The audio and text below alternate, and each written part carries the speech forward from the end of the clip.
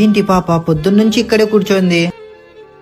పాప, ఎవరు నువ్వు? ఇక్కడెందుకు కూర్చున్నావు? అన్నా అది ఎలా చెప్పాలబ్బా, ఏం లేదన్నా. ఏంటమ్మా, మీ ఇంటికి వెళ్ళడానికి భయంగా ఉందా? పద, నేను తోడుగా వస్తాను. లేదులే అన్నా, నేను వెళ్తాను. అమ్మా, ఎందుకు టెన్షన్ పడుతున్నావు? మీ అమ్మ నెంబర్ చెప్పు, కాల్ చేస్తాను. సరే అన్నా, 6300. మాట్లాడమ్మా.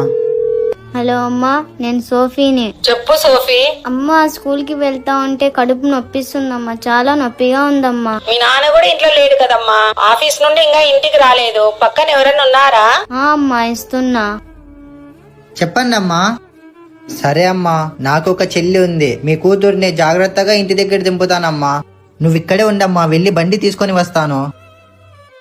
రే తమ్ముడు, ఒక అర్ధగంట సేపు షాప్ చూసుకో, నేను ఇప్పుడే వస్తాను. సరే అన్నా. రామ్మా, వెళ్దాం. అమ్మాయిల పరిస్థితిని అర్థం చేసుకోవడానికి ప్రయత్నించు.